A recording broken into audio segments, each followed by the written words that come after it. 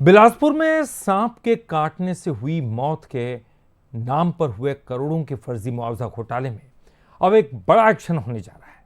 विधानसभा में मामला उठने और फिर जांच में गड़बड़ी सामने आने के बाद कुछ मामलों में कार्रवाई हुई थी, लेकिन जांच के बढ़ते दायरे के साथ साथ अब एक साथ 15 से ज्यादा मामलों में एफआईआर की तैयारी की जा रही है, जिसमें कई डॉक्टर्स, वकील और मृतकों के परिजनों पर भी कार्रवाई की गाज गिर सकती है।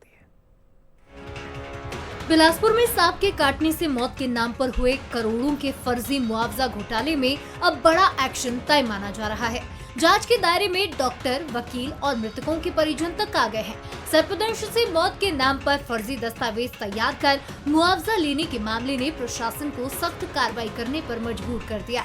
जांच में अब तक 17 मामलों में फर्जीवाड़ा सामने आया है, जहां अस्पताल में भर्ती से लेकर पोस्टमार्टम रिपोर्ट तक को फर्जी बताया गया। इन मामलों में करीब 60 लाख रुपए के नुकसान का अनुमान है। प्रशासन अब 15 से ज्यादा मामलों में एफआईआर दर्ज करने की तैयारी में है।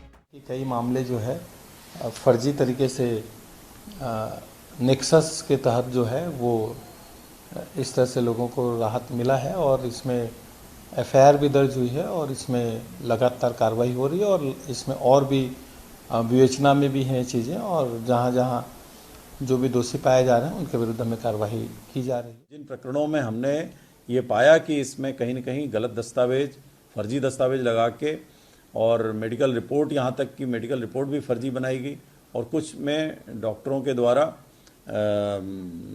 सर्पदंश सिर्फ लिख दिया गया है, उसके अंदर कोई दूसरी चीज़ें हैं, या फिर वो जब एडमिशन हुआ था पेशेंट का तो किसी अन्य बीमारी के कारण हुआ था और बाद में पीएम में ऐसी चीज़ें आई हैं। तो ऐसे केसेस में हम लोगों ने सिफारिश की है, उसमें मामले दर्ज हुए।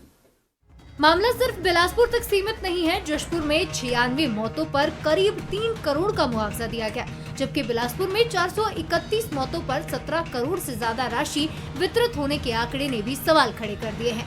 विधानसभा में ये मुद्दा उठने के बाद अब जांच और तेज हो गई। छत्तीसगढ़ में जशपुर सर्पलोक के नाम पे जाना जाता है और वहाँ पर पिछले 3 वर्षों में मात्र 96 मौतें हुई हैं और बिलासपुर जैसे स्वास्थ्य सुविधा युक्त जिले में 431 के आसपास मौतें दर्ज की गई हैं कि जो प्राकृतिक मौतें हुई हैं उसको अप्राकृतिक मौतों के रूप में तब्दील करके राजस्व विभाग और स्वास्थ्य विभाग के अधिकारियों ने मिलीभगत करके करोड़ों रुपए का मुआवजा घोटाला किया है, जिसकी जांच की मांग मैंने आज की है।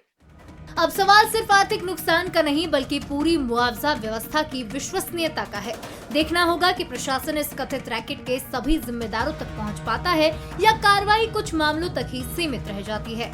अमन पांडे, बंसल न्यूज, बिलासपुर।